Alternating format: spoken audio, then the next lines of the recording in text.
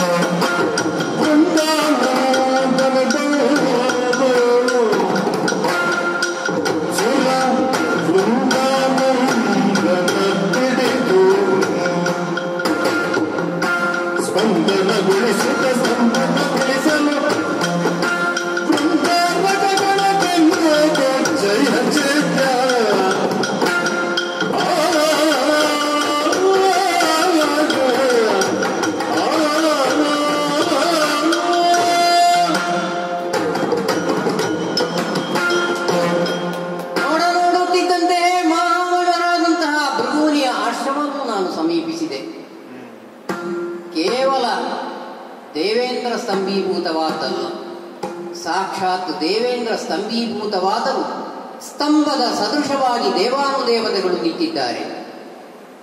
ತಾರಾನಾಥನೆನಿಸಿರುವಂತಹ ಚಂದ್ರನು ಹೇಳಿದಂತಹ ವರ್ತಮಾನದ ಮೂಲಕ ನಡೆದಂತಹ ವಿದ್ಯಮಾನವನ್ನು ಸೂಕ್ಷ್ಮವಾಗಿ ನಾನು ಅರಿತೆ.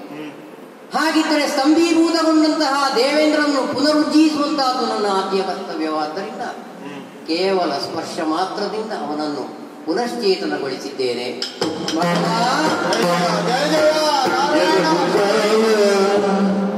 ನುತಿಸಿದ ನಾರಾಯಣನೇ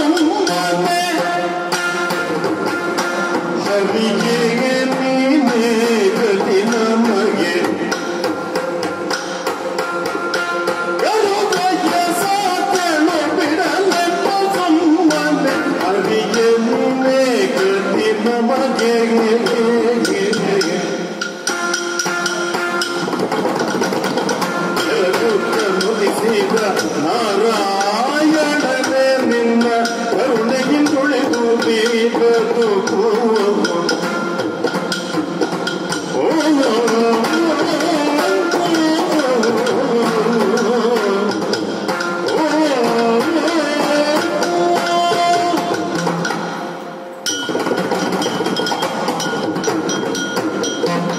ಜಯ ಜಯ ಜಯ ಜಯ ಶ್ರೀಮನ್ನಾರಾಯಣ. ಶ್ರೀಹರಿ ರಕ್ಷಿಸು ರಕ್ಷಿಸು. ದೇವೇಂದ್ರ, ನನ್ನ ಕರೆಯನ್ನು ಕೇಳಿ ಓಡೋಡಿ ಬಂದೆಯಲ್ಲ ಸ್ವಾಮಿ. ಎಂತ ಸ್ಥಿತಿ ಬಂದು ಹೋಯಿತು ಈ ದೇವೇಂದ್ರನಿಗೆ. ತಮಾಸುರ ಸ್ವರ್ಗಕ್ಕೆ ದಾಳಿ ಇಟ್ಟ ಅಂತೇಳಿ ಅವನನ್ನ ಸೋಲಿಸಿ ಹಿಂಬಾಲಿಸಿ ಬಂದಾಗ ಇಂತಹ ಒಂದು ಸ್ಥಿತಿ ನಿರ್ಮಾಣ ಆಯಿತು ಸ್ವಾಮಿ. ಕರ್ತವ್ಯ ಮುಖನಾದಂತಹ ನಿನಗೆ ಇಂತಹ ಒಂದು ಪರಾನ್ಮುಖತೆ ಉಂಟಾಯಿತಲ್ವೇ? ಗುರು ಆದೇಶಿಸಿದ ಎನ್ನುವಂತಹ ಒಂದೇ ಒಂದು ನಿಯಮದ ಮೂಲಕ ವೈರಿಯನ್ನ ಮೂಲೋತ್ಪಾಟನೆ ಮಾಡಬೇಕು ಎನ್ನುವಂತಹ ದೃಷ್ಟಿಯಿಂದ ತಮಾಸುರನನ್ನ ಹಿಂಬಾಲಿಸಿ ಬಂದದ್ದು ಹೌದು ಸ್ವಾಮಿ. ಆದರೆ ಭೃಗುಮುನಿಯ ಆಶ್ರಮಕ್ಕೆ ಸೇರಿದಂತಹ ಆತ ಭೃಗುಪತ್ನಿ ಖ್ಯಾತಿಯಿಂದ ರಕ್ಷಣೆಗೊಳಗಾದ. ತಡೆಯಲಾರೆ, ಅವನನ್ನು ಈಗಲೇ ಮರ್ದಿದ್ದೇನೆ ಅಂತೇಳಿ ಮುಂದಡಿಟ್ಟೆ ಸ್ವಾಮಿ. ಆಗ ನನಗೆ ಒದಗಿದ್ದು ಇದು. ಖ್ಯಾತಿಗೆ ಸಾಕಷ್ಟು ವಿಷಯಗಳನ್ನ ಹೇಳಿದೆ. ಅವಳ ತಪ್ಪನ್ನ ತೋರಿಸಿಕೊಟ್ಟೆ. ದೇವನಿಂದನೆ, ಗುರುನಿಂದನೆ, ಮಾತೃನಿಂದನೆ, ಆಶ್ರಮನಿಂದನೆ, ಇದನ್ನೆಲ್ಲವನ್ನು ಕೂಡ ಅವಳಿಗೆ ಮನವರಿಕೆ ಆಗುವ ಹಾಗೆ ಹೇಳಿದೆ ಸ್ವಾಮಿ. ಆದರೂ ನೀನು ಏನೂ ಪ್ರಯೋಜನ ಆಗಲಿಲ್ಲ. ಗರ್ವ ಯಾಕೆ? ಅಸಾಧ್ಯಳು. ಗರ್ವಿಷ್ಠಳಾದಂತಹ ಆಕೆ ಈಗ ತಮಾಸುರ ಸೇರಿದ ನಂತರ ಅವಳ ಗುಣವೇ ಬದಲಾಗಿ ಹೋಗಿದೆ. ವಿವೇಕ ರಹಿತವಾಗಿ ವರ್ತಿಸಿ ನನ್ನನ್ನ ಈ ಸ್ಥಿತಿಗೆ ಬಂದಿದ್ದಾಳೆ. ಹೇಗೆ ದೇವಾ, ಅಸಾಧ್ಯವಾದಂತಹ ಆಕೆಯನ್ನ ಹೇಗೆ ಬದಿಗೆ ಸರಿಸುವುದು? ಹೇಗೆ ನಮ್ಮ ಉದ್ದೇಶವನ್ನ ಈಡೇರಿಸಿಕೊಳ್ಳುವುದು? ನೀನೇ ಗತಿ ಸ್ವಾಮಿ, ನೀನೇ ರಕ್ಷಿಸಬೇಕು. ವಾಸವ ಸ್ವಲ್ಪ ಕೈಮೀರಿ ಹೋಯಿತು ಅಂತ ಹೇಳಿ ನನಗೆ ಕಾಣ್ತಾ ಇದೆ. ಹೌದೇ? ನನ್ನಿಂದ ಏನಾಯ್ತು ತಪ್ಪು? ಶಕ್ತಿಯ ಮೀರಿ ನೀ ನಡೆದೆ ಮಘವ,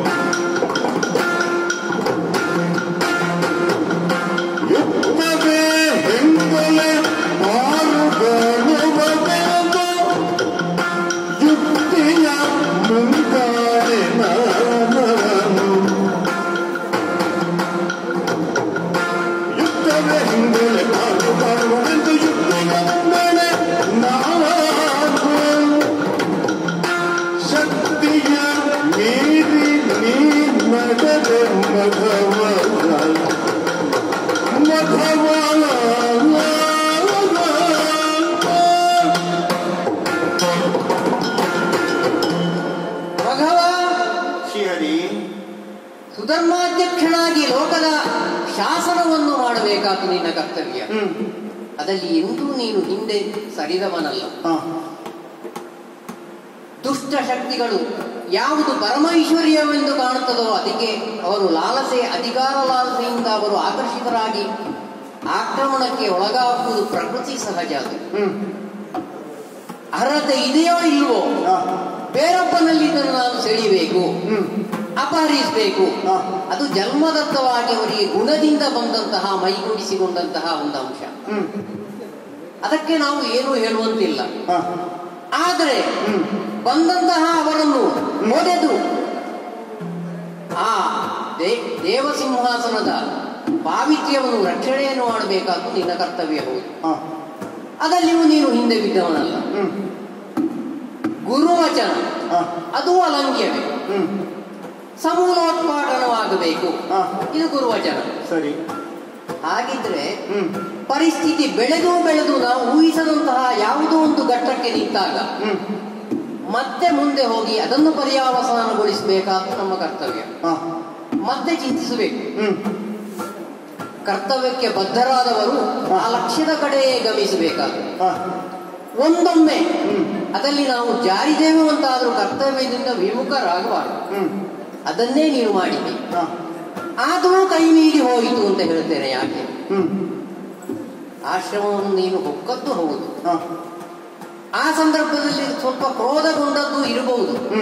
ಯಾಕೆಂದ್ರೆ ಕೈಗೆ ಸಿಗಬೇಕಾದಂತಹ ಮಿಗವೊಂದು ಕೈಗೆ ಸಿಗದಿರುವಾಗ ವ್ಯಾಧನಾದವನಿಗೆ ಯಾವ ರೀತಿಯ ಒಂದು ಹತಾಶೆಯೋ ರೋಷ ಉಂಟಾಗ್ತದೆ.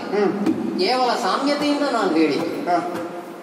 ಅಂತಹ ಒಂದು ರೋಷವೋ ಹತಾಶೆಯೋ ನಿನ್ನಲ್ಲಿ ಬಂದಿರಬಹುದು. ಪರಮ ಪಾವಿತ್ರ್ಯವಾದಂತಹ ಆಶ್ರಮವನ್ನು ಪ್ರವೇಶಿಸುವಾಗ ವಿವೇಚನೆಯನ್ನು ಬಹುಶಃ ನೀನು ಮಾಡಿದ್ದಿರಬಹುದು. ಆದರೂ ಸಂಭವಿಸಿ ಹೋಯಿತಲ್ವೇ? ಕಾಲದಲ್ಲಿ ಭವಿಷ್ಯದ ನಿರ್ಮಾಣವು ನಮ್ಮ ಕೈಯಲ್ಲಿಲ್ಲ. ವರ್ತಮಾನ ಇವ ವರ್ತಯಂತಿ ವಿಚಕ್ಷಣ ಅಂತ ಹೇಳ್ತಾರೆ. ವರ್ತಮಾನದಲ್ಲಿ ಯಾವ ರೀತಿಯಾಗಿ ನಡಬೇಕು, ಆಗ ಭವ್ಯವಾದ ಭವಿಷ್ಯ ತನ್ನಷ್ಟಕ್ಕೆ ನಿರ್ಮಾಣವಾಗ್ತದೆ. ಹಾಗಿದ್ರೆ ವರ್ತಮಾನದಲ್ಲಿ ಯಾವುದಾದ್ರೂ ರೀತಿಯ ಕರ್ತವ್ಯಕ್ಕೆ ನೀನು ಚ್ಯುತನಾದೆಯೋ ಮೇಲ್ನೋಟಕ್ಕೆ ಹೇಳುವಂತಿಲ್ಲ.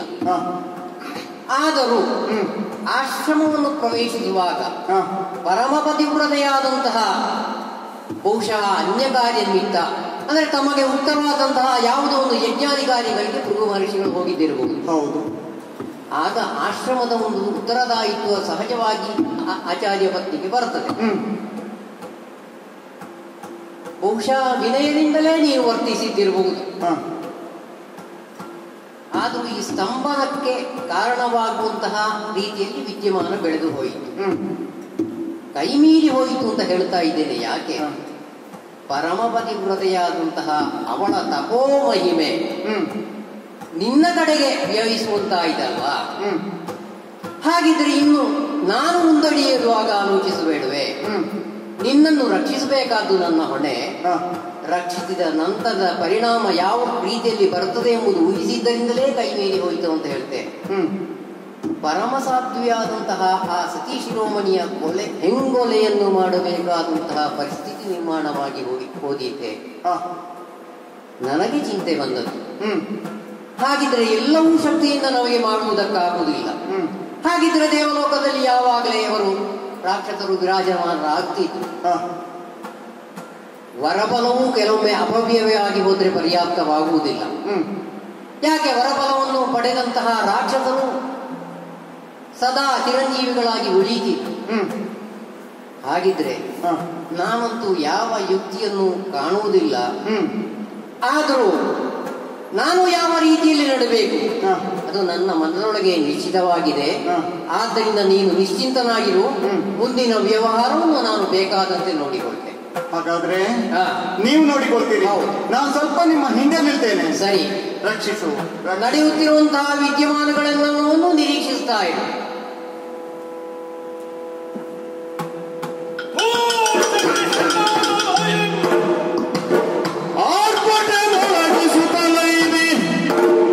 ಸುರಪತಿ ಮಾಯಾ ನಿರ್ಜಿತನಾಗುತ್ತಲೊಪ್ಪಿರೆ ಗರ್ಜಿಸಿ ಇಳಿ ಗಣ್ಣುದಲ್ಲ ಉಳ್ಮರೆದೆಂದ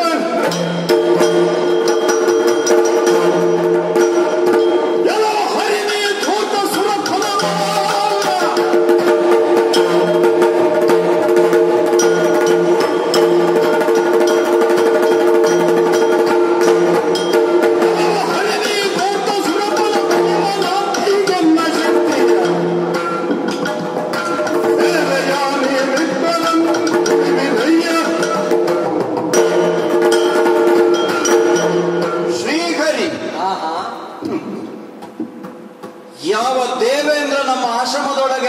ಪ್ರವೇಶಿಸಬೇಡ ಅಂತ ಹೇಳಿದ್ರು ಪ್ರವೇಶಿಸುವುದಕ್ಕೆ ಉದ್ಯುಕ್ತನಾದನು.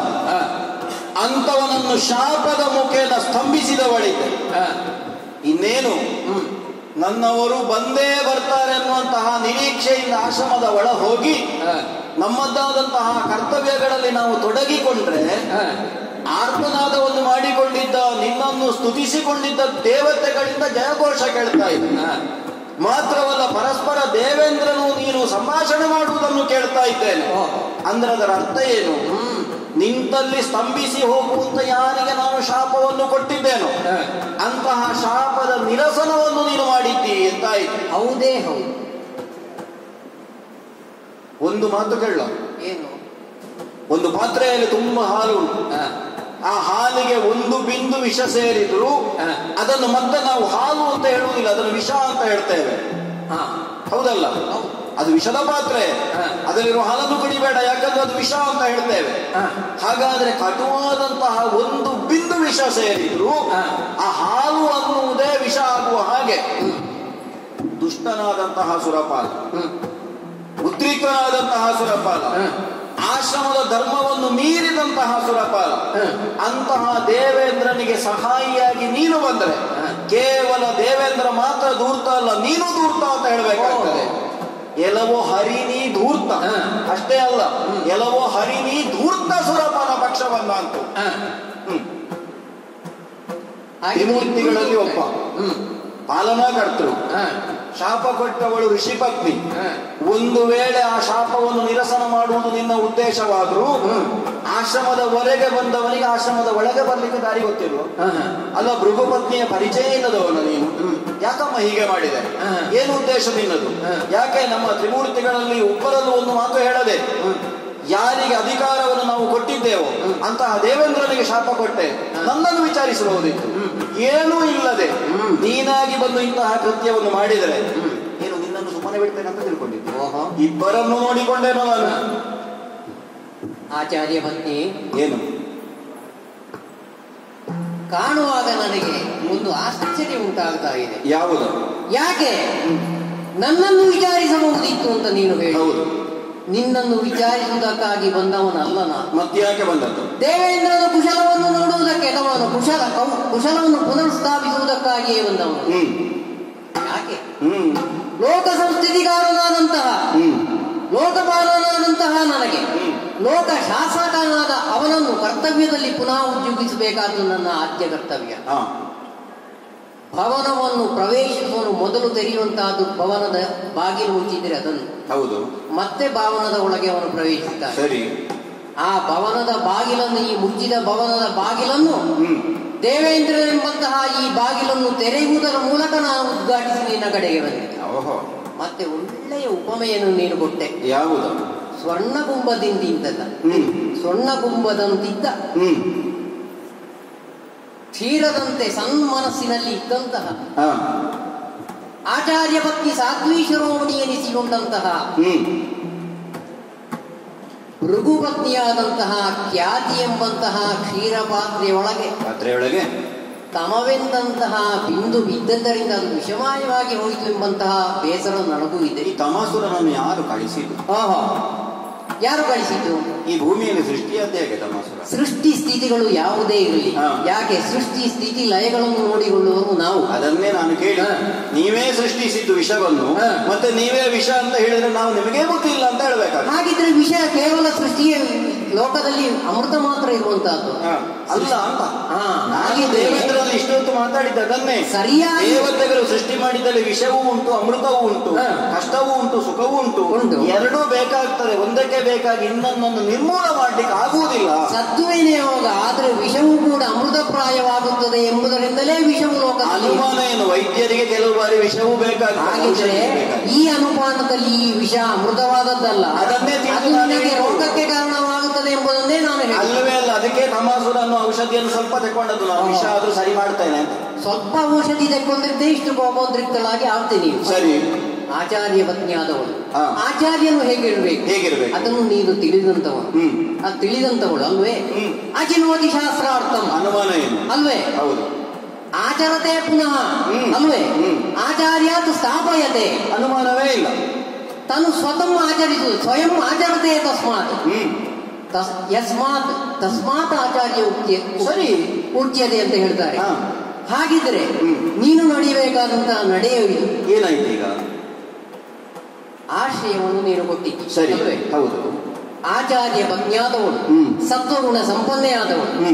ಒಂದು ನಾಟಕದ ಒಂದು ಅಂಕ ಮುಗಿದಿದೆ, ನಾನು ಬಂದಿದ್ದೇನೆ. ಹೌದು. ನಾನು ಬಂದ ಕೂಡಲೇ ನೀನು ಸ್ವೀಕರಿಸಿದಂತಹ ಬಗೆಯಲ್ಲೇ ದುಷ್ಟ ಸಂಸರ್ಗದಿಂದ ನೀನು ಪೂತಳಾಗಿದ್ದಂತಹ ನೀನು ಮಲಿನಳಾಗಿದ್ದಿ ಎಂಬುದು ಸ್ಪಷ್ಟವಾಗಿದೆ. ಯಾಕೆ? ವಿಷ್ಣುವಿನ ಆಗಮನ ಮತ್ತು ಮತ್ತೆ ನಮ್ಮೊಳಗೆ ನಡೆದಂತಹ ಸಂಭಾಷಣೆ ನಡೆದದ್ದು ಮತ್ತೆ ಆರಂಭದಲ್ಲಿ ವಿಷ್ಣು ಬಂದಾಗಲೇ ನೀನು ಸ್ವಯಂ ಪ್ರದರ್ಶಿಸಿಕೊಂಡ ಬಗೆಯೇ ಮಲಿನವಾಗಿದ್ದಿ ಎಂಬುದಕ್ಕೆ ದ್ಯೋತಕ. ಆದ್ದರಿಂದ ನಾನು ಹೇಳಿದ್ದು ಆಚಾರ್ಯ ಪತ್ನಿ ದೇವರೇ ಅವತಿ, ನಿನ್ನ ಆ ಆರಂಭದ ಸಂಸ್ಕಾರವೇ ಮಲಿನಗೊಂಡಿದೆ ಎಂಬುದಾಗಿ ಹೇಳಿ ಕೋಪೋದ್ರಿಕ್ತಳಾದೆ. ಯಾಕೆ ಕೋಪೋದ್ರಿಕ್ತಳಾದೆ? ಯಾವುದೋ ಒಂದು ಶಕ್ತಿಯನ್ನು, ಅಂದ್ರೆ ತಪಶಕ್ತಿಯನ್ನು ಯಾವುದೋ ಒಂದು ರೀತಿ ನೀನು ವಿನಿಯೋಗಿಸಿದೆ. ಆ ವಿನಿಯೋಗವನ್ನು ನಾನು ಸೆಳೆದೆ, ಅದಕ್ಕಲ್ವೇ ನೀನು ಕೋಪಗೊಂಡ. ಅನುಮಾನ ಏನೀಗ? ದೇವರಾದಂತಹ ತ್ರಿಮೂರ್ತಿಗಳಲ್ಲಿ ಒಬ್ಬನಾದ ನಿನ್ನಲ್ಲೇ ನಾನು ಪ್ರಶ್ನಿಸ್ತೇನೆ. ಕೈಯಲ್ಲಿ ಒಬ್ಬನ ಕೈಯಲ್ಲಿ ಆಯುಧ ಉಂಟು, ಆಕಾಶವನ್ನು ಕಡಿಯುತ್ತೇನೆ ಅಂತ ಹೇಳಿದ್ರೆ ಕಡಿಯುವುದಕ್ಕಾದೀತು? ಅಂತವನನ್ನು ಮೂರ್ಖ ಅಂತ ಹೇಳ್ಬೋದು. ಒಬ್ಬನ ಕೈಯಲ್ಲಿ ಬೆಂಕಿ ಉಂಟು, ಆಕಾಶವನ್ನು ಸುಡುತ್ತೇನೆ ಅಂತ ಹೇಳಿದ್ರೆ ಸುಡುವುದಕ್ಕಾದೀತು? ಮೂಢ. ಹಾಗಾದ್ರೆ ನನ್ನದ್ದಾದಂತಹ ತಪಸ್ಸಿನ ಶಕ್ತಿಯನ್ನು ನಾನು ದೇವೇಂದ್ರನ ಮೇಲೆ ಪ್ರಯೋಗಿಸಿದಾಗ, ಅಂದ್ರೆ ನಾನು ಶಾಪವನ್ನು ಕೊಟ್ಟಾಗ, ಆ ಶಾಪ ಅನ್ನೋದು ದೇವೇಂದ್ರನ ಮೇಲೆ ಪರಿಣಾಮ ಬೀರಿತೋ ಇಲ್ವೋ? ನೀನು ಸ್ತಂಭಿಸಿ ಹೋಗು ಅಂತ ಹೇಳುವಾಗ ದೇವೇಂದ್ರ ಸ್ತಂಭಿತನಾಗಿದ್ದಾನೆ ಅನ್ನುವುದೇ ಅವನಲ್ಲಿ ಅಪರಾಧ ಉಂಟು ಅನ್ನುವುದನ್ನು ನಿರೂಪಿಸಿದ ಹಾಗಾಗ್ಲಿಲ್ವೋ? ಹಾಗಿರುವಾಗ ಅಪರಾಧಿಯಾದಂತಹ ದೇವೇಂದ್ರನ ಪಕ್ಷದಿಂದ ವಿಷ್ಣುವೇ ಬಂದರೂ ಅವನನ್ನು ಬಿಡ್ಲಿಕ್ಕಿಲ್ಲ ಅಂತ ಆಡಿದ್ದು ನಾನು. ನಮಗೆ ಹೇಳಿದ ಮಾತು ಮುಖ್ಯ. ಸರಿ, ದೇವೇಂದ್ರ ಅಪರಾಧಿಯಾದ ಆ ಶಕ್ತಿಯನ್ನು ಪುನಃ ತೆಗೆದದ್ದರಿಂದ ದೇವೇಂದ್ರನ ನಿರಪರಾಧಿತ್ವ ಅಲ್ಲಿ ಕಾಣ್ತದ? ಅದು ಹೇಗಾಗುತ್ತದೆ? ಯಾಕಂದ್ರೆ ಲೋಕಪಾಲಕರು ಕೆಲವು ಶಾಸನಗಳನ್ನು ಮಾಡ್ತಾರೆ. ಈಗ ನಿನ್ನಲ್ಲಿ ನೇರವಾಗಿ ನಾನು ಕೇಳ್ತೇನೆ, ಮರಣದಂಡನೆ ಒಬ್ಬನಿಗೆ ನಿರ್ಣಯ ಆಗಿದೆ, ಅವನು ಅಪರಾಧಿ, ಅವನಿಗೆ ಮರಣದಂಡನೆಯನ್ನು ವಿಧಿಸತಕ್ಕದ್ದೇ. ಆದರೆ ಒಂದು ರಾಜ್ಯದ ಅರಸನಾದವ ಮನಸ್ಸು ಮಾಡಿದ್ರೆ ಅವನಿಗೆ ಮರಣದಂಡನೆ ಇಲ್ಲ ಅಂತ ಹೇಳ್ಬೋದು. ಅದು ವಿಶೇಷ ಪ್ರಕರಣದಲ್ಲಿ ವಿವೇಚನೆಗೆ ಒಳಪಡುವಂತಹ ವಿಷಯ ಹೇಳ್ಬಹುದು. ಆದರೆ ಅರ್ಥ ಅವನು ಕೊಲ್ಲಿಲ್ಲ ಅಂತಲ್ಲ, ಅವನು ತಪ್ಪು ಮಾಡಲಿಲ್ಲ ಅಂದ್ರೆ ಇವನ ವಿಶೇಷವಾದ ಅಧಿಕಾರವನ್ನು ಇವ ಪ್ರಯೋಗಿಸಿದ ಅನ್ನುವಲ್ಲಿಗೆ ಒಂದವ ಕೊಲ್ಲಿಲ್ಲ ಅಂತ ಆಗುವುದಿಲ್ಲ. ಈಗ ನೀನು ನಿನ್ನ ಶಕ್ತಿಯಿಂದ ನಾನು ಕೊಟ್ಟ ಶಾಪವನ್ನು ಹಿಂದಕ್ಕೆ ಪಡೆದ್ರು ಅಥವಾ ಶಕ್ತಿಯನ್ನು ನಿರಸನಗೊಳಿಸಿದ್ರು ದೇವೇಂದ್ರ ಮಾಡಿದ್ದು ತಪ್ಪು ಅಂತ ಆಗ್ತದ? ಮಾಡಿದ್ದು ತಪ್ಪು ಎಂಬುದಾಗಿ ನಾನು ಹೇಳಿಲ್ಲ. ಅದು ತಪ್ಪಲ್ಲ ಅಂತ ಆಗುತ್ತದ? ಯಾವುದು? ಈಗ ದೇವೇಂದ್ರ ಮಾಡಿದ್ದು ತಪ್ಪಲ್ಲ ಅಂತ ಆದ್ರೆ ನಾನು ಕೊಟ್ಟ ಶಾಪ ಅವನ ಮೇಲೆ ಪರಿಣಾಮ ಬೀರಿದ್ದು ಹೇಗೆ ಅನ್ನೋದನ್ನು ನೀನೇ ಅಪ್ಪಣೆಗೊಳಿಸಬೇಕು. ದೇವೇಂದ್ರ ಒಂದೊಮ್ಮೆ ಅಪರಾಧಿ ಆದ್ರು ಹೌದಲ್ಲ? ಅದೇ ನಾನು ಹೇಳಿದ್ದು, ಅವನ ಅಪರಾಧಿ ಆದ ಕಾರಣವೇ ಪರಿಣಾಮ ಬೀರಿತ ಅವನಿಗೆ. ಸರಿ, ಅಂತ ಅಪರಾಧಿಯ ಪಕ್ಷದಿಂದ ನೀನು ಬಂದದ್ದಕ್ಕೆ ನಿನ್ನನ್ನು ಬಿಡ್ಲಿಕ್ಕಿಲ್ಲ ಹೇಳಿದ್ದು ನಾನು. ವಿಶೇಷ ಪ್ರಕರಣ ಎಂಬುದಾಗಿ ಒಂದು ಇದೆ ಎಂಬುದಾಗಿ ನೀನೇ ಹೇಳಿದೆ. ರಾಜನ ಪ್ರಕರಣವನ್ನು ಹೇಳಿ ನಾನು ಇನ್ನೊಂದು ಪ್ರಕರಣವನ್ನು ಹೇಳ್ತೇನೆ. ಯಾವುದು? ಹಿಂಸೆ ಮಾಡಬಾರದು, ಪಶುವಧೆಯನ್ನು ಮಾಡಬಾರದು. ಹಾಗಿದ್ರೆ ಯಜ್ಞಯಾಗಾದಿಗಳು ಮಾಡುವಾಗ ಪಶುವಧೆಯನ್ನು ಮಾಡ್ತಾರೆ, ಮಾಡುವುದಿಲ್ಲ? ಯಾಕೆ? ವಿಶೇಷವಾದಂತಹ ಪ್ರಕರಣ. ವಿಶೇಷ ಹೇಳ್ತೇನೆ, ವಿಶೇಷವಾದಂತಹ ಒಂದು ಪ್ರಕರಣವನ್ನು ಅನುಷ್ಠಾನಿಸುವಾಗ ಪೂರ್ವದಲ್ಲಿ ಯಾವ ಪ್ರಕರಣ ನಿಯಮ ಉಂಟು ಅಥವಾ ಯಾವುದು ಪೂರ್ವ ಪರಂಪರೆಯಾಗಿ ನಡೆದು ಬರುತ್ತದೆ ಅದು ಅಲ್ಲಿಯೇ ಸೂಕ್ತವಾಗುವುದಿಲ್ಲ. ಈ ವಿಶೇಷವಾದ ಪ್ರಕರಣವನ್ನು ಕೇವಲ ವಿಧಿಗಾಗಿ ಆ ಪ್ರಕರಣದಲ್ಲಿ ಮಾತ್ರ ಅನ್ವಯಿಸುವಂತದ್ದು ಆಗಿದ್ರೆ, ಹಾಗಾಗಿ ಅದನ್ನೇ ನನಗೆ ಅನ್ವಯ ಹೇಳುವುದು ನಾನು. ಆಗಿದ್ರೆ ಆ ಅನ್ವಯಿಸಿದಂತಹ ಆ ಪ್ರಕರಣವನ್ನು ಮತ್ತೊಬ್ಬ ಯಾವುದೋ ಕಟುಕನೋ ಅಥವಾ ಯಾವುದೋ ರೀತಿ ಹಿಂಸಾ ಮಾರ್ಗವನ್ನು ಅನುಸರಿಸುವುದಕ್ಕೆ ಇಚ್ಛೆ ಉಳ್ಳುವಂತಹ ಒಬ್ಬ ಪರಪೀಡಕ ಉಪಯೋಗಿಸಿದ್ರೆ ಈ ಅಧಿನಿಯಮವನ್ನು ವಿಶೇಷ ಪ್ರಕರಣವನ್ನು ಅಲ್ಲಿ ಬಳಸುವಂತಿಲ್ಲ, ಅವನ ಅಪರಾಧಿ ಆಗ್ತಾನೆ. ಅದನ್ನೇ ನಾನು ಹೇಳಿ. ಈಗ ದೇವೇಂದ್ರ ಅಪರಾಧಿ ಅಲ್ಲ ಎಂಬುದಾಗಿ ನಾನು ಇನ್ನು ಹೇಳಿಲ್ಲ. ಸರಿ, ದೇವೇಂದ್ರನು ಹಾಗಿದ್ದರೂ ಯಾಕೆ ನಿನ್ನ ತಪಶಕ್ತಿಯನ್ನು ನಿರಸನಗೊಳಿಸಿ ದೇವೇಂದ್ರನು ಯಾಕೆ ಪುನಃ ಉಜ್ಜೀವಿಸಿದೆ? ದೇವೇಂದ್ರನು ಮಾಡುವಂತಹ ಕರ್ತವ್ಯವೇ ಬೇರೆ, ದೇವೇಂದ್ರನು ಪಾಲಿಸಬೇಕಾದಂತಹ ಪ್ರಪಂಚವೇ ಬೇರೆ ಈಗ ಕಾಣುತ್ತದೆ. ಹಾಗಿರುವಾಗ ದೇವೇಂದ್ರನ ಕರ್ತವ್ಯಕ್ಕೆ ಚ್ಯುತಿ ಬಂದಾಗ ಅವನನ್ನು ಕೇಳಬೇಕಾದವ ಅಚ್ಯುತನಲ್ಲದೆ ಮತ್ತೆ ಯಾರು? ಆ ದೃಷ್ಟಿಯಿಂದ ದೇವೇಂದ್ರನನ್ನು ನಾನು ಪುನಶ್ಚೇತನಗೊಳಿಸಿದೆ. ಮತ್ತೆ ನಾನೇನು ಮಾಡ್ತೇನೆ ಅದು ನೀನು ಊಹಿಸುವಂತಿಲ್ಲ. ಈಗ ನೀನೇನು ಮಾಡ್ತೀನಿ ಅಂತ ನಾನು ಊಹಿಸುವುದಿಲ್ಲ. ಸರಿ, ಆದ್ರೆ ನಾನೇನು ಮಾಡ್ತೇನೆ ಅಂತ ನನಗೆ ಗೊತ್ತುಂಟಲ್ಲ, ನಾನು ಊಹಿಸಬಲ್ಲೆ. ಹಾಗಿದ್ರೆ ಈಗ ದೇವೇಂದ್ರನ್ನು ಪುನಶ್ಚೇತನಗೊಳಿಸಿ ತಮ್ಮನನ್ನು ಕೊಲ್ಲುವುದಕ್ಕೆ ನಾನು ಪ್ರೇರಣೆಯನ್ನು ಕೊಡ್ತೇನೋ ಅಥವಾ ಸಾಕ್ಷಾತ್ತಾಗಿ ನಾನು ತಮ್ಮನನ್ನು ಕೊಲ್ಲುತ್ತೇನೋ? ಹೌದು, ಅದು ನಿನಗೆ ಬಿಟ್ಟ ವಿಚಾರ ಅಲ್ಲ, ನಾನು ಮಾಡುವುದೂ ಇಲ್ಲ. ನಾನು ತಮ್ಮನನ್ನು ಕೊಲ್ಲುವ ವಿಷಯದಲ್ಲೇ ಇಲ್ಲ. ಹಾಗಿದ್ರೆ ದೇವೇಂದ್ರನನ್ನು ಪುನರುಜ್ಜೀವನಗೊಳಿಸಬೇಕಾದ್ದು ಅಚ್ಯುತನ ಕರ್ತವ್ಯ ಲೋಕಪಾಲನೆಯ ದೃಷ್ಟಿಯಲ್ಲಿ. ಅದು ಸರ್ವವ್ಯಾಪ್ತನಾದಂತಹ, ಸರ್ವಶಕ್ತನಾದಂತಹ, ಸರ್ವಜ್ಞನಾದಂತಹ ಲೋಕ ತಿಳಿದುಕೊಂಡದ್ದು ಹರಿಯ ಕರ್ತವ್ಯದ ಅಥವಾ ಹರಿಯ ಲೀಲೆಯ ಕಕ್ಷೆಯ ಒಳಪಟ್ಟದ್ದು. ನಾನು ಹೇಳ್ತೇನೆ. ಏನು? ಅಲ್ಲ, ನೀನು ಹೇಳು, ನಾನು ಕೇಳ್ತಾ ನಿನ್ನ ನೀನು ಮಧ್ಯೆ ಮಧ್ಯೆ ನಾನು ಹೇಳ್ತೇನೆ ಅಂತ ಹೇಳಬೇಡ, ನನಗೆ ಗೊತ್ತಾಗ್ತದೆ. ಯಾಕೆ ನಾನು ಹೇಳುವುದು? ಯಾಕೆ? ನಿನ್ನ ಹೃದಯದ ಕವಾಟ ಸ್ವಲ್ಪ ಮುಚ್ಚಲ್ಪಟ್ಟ. ಅದು ಪ್ರಯೋಜನ ಇಲ್ಲ. ನೀನು 10 ಸಲ ಹೇಳ್ತೇನೆ ಹೇಳಿದ್ರು ಅದು ಬಿಚ್ಚಲಿಕ್ಕಿಲ್ಲ. ಹಾಗಿದ್ರು 10 ಸಲ ಹೇಳುವಾಗ 11ನೇ ಸಲ ಎಲ್ಲಿಯಾದ್ರೂ ಗೊತ್ತಾದ್ರೆ? ಆದ್ರೆ ಒಂದುಂಟು ದೇವರ, ನೀನು ನಿಜವಾದ ದೇವರ ಹೌದು ಅಂತಾದ್ರೆ ಒಂದೇ ಸಲ ಹೇಳುವ ಗೊತ್ತಾಗ್ತದೆ. ದೇವರ ಪಾತ್ರ ಮಾಡುವವ 11 ಸಲ ಹೇಳಿದ್ರು ಗೊತ್ತಾಗ್ಲಿಲ್ಲ. ಸರಿ, ಹಾಗಿದ್ರು ಒಂದು ವಿಷಯ ಹೇಳ್ತೇನೆ.